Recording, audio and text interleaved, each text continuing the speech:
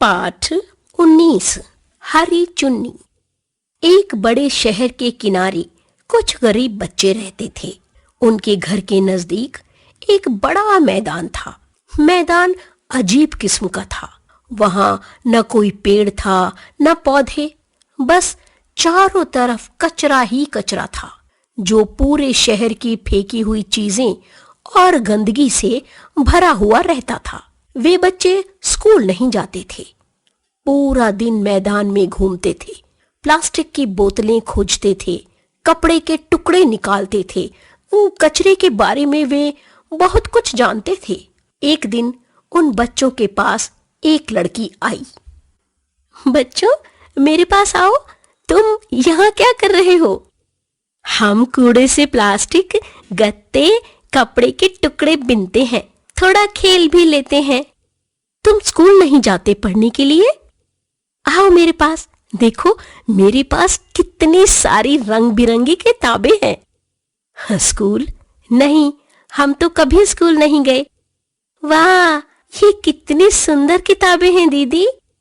आओ सब यहाँ बैठो, मैं तुम्हें इन किताबों से कहानियां सुनाती हूँ। हाँ हाँ, क्यों नहीं, कल से मैं रोज 2 घंटे पढ़ाऊंगी। वाह, इन किताबों में तो बड़ी मजेदार कहानियां हैं। क्या दीदी हम भी इन कहानियों को पढ़ सकते हैं? क्या हमें पढ़ना आ जाएगा? हाँ, बिल्कुल आएगा। मैं कल तुम्हारे लिए कापियां और पेंसिलें लेकर आऊंगी। दीदी के जाने के बाद बच्चों ने दीदी के बैठने के लिए एक जगह को साफ किया, कबाड़ से एक कुर्सी और अपने बैठने के लिए दरियां ढूंढी, ताकि वे सभी साफ सुथरी जगह में पढ़ाई कर सकें। अब दीदी रोज पढ़ाने आती है।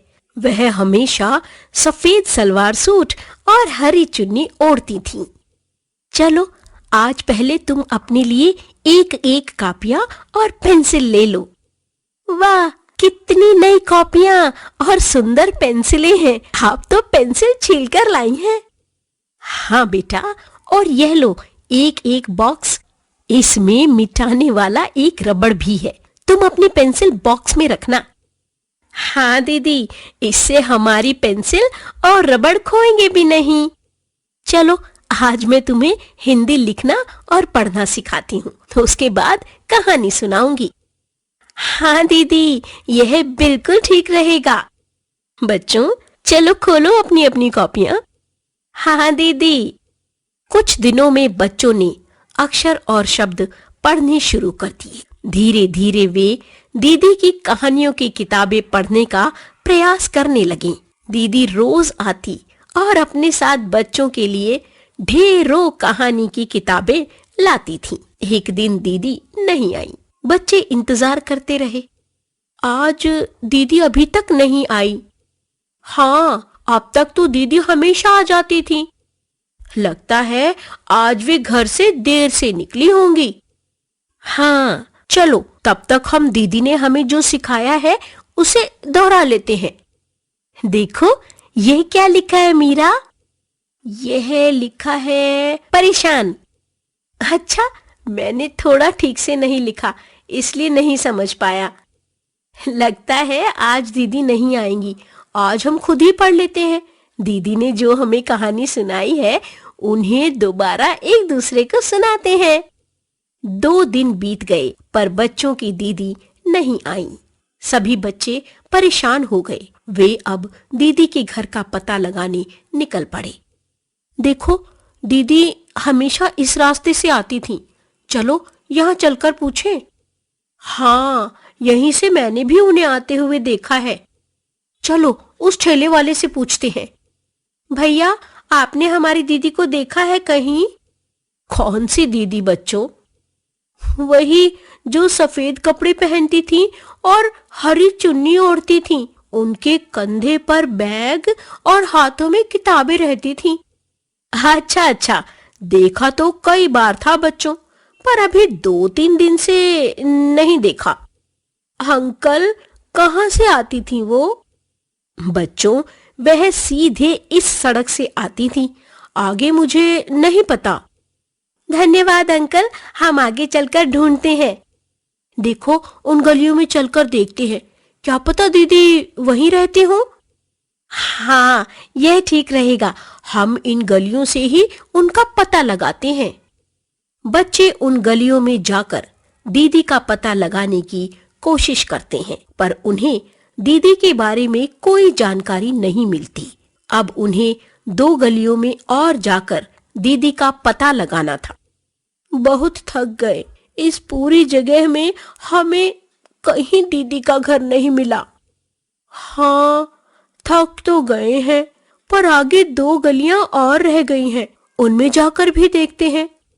उसके बाद वापस अपने मैदान लौट जाएंगे। हाँ, चलो उन 2 गलियों में ढूंढते हैं। देखो, देखो, उस घर के ऊपर दीदी जैसा हरा दुपट्टा सूख रहा है। चलो वहां ऊपर चलकर पता करते हैं। ऊपर चढ़ने के लिए तो सीढ़ियां बहुत हैं। देखो, इस घर का दरवाजा खटखटाते हैं।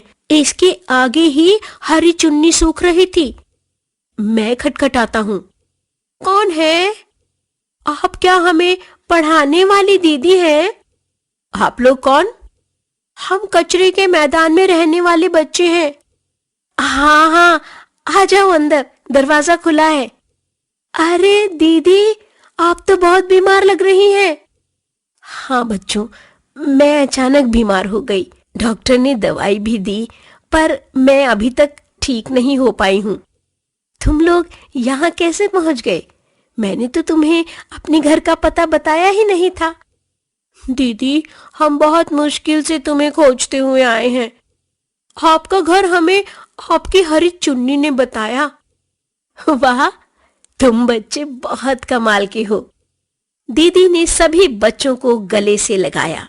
दीदी ने बच्चों को किताबों का थैला दिया। दीदी को बच्चों ने कहानी पढ़ पढ़ कर सुनाई। दीदी अब बहुत खुश लग रही थी। दीदी की आंखों में चमक लौट आई थी। अब बच्चे रोज दीदी के घर आने लगे। दीदी को रोज कहानी की किताबों से कहानियां सुनाते और उनकी देखभाल भी करने लगे। अब दीदी धीरे धीरे तंदुरुस्त हो गई। अब दीदी फिर से उनके मैदान में जाने लगी। अब वे सभी खूब हंसने और पढ़ने लगे, मिलकर मौज मस्ती करने लगे।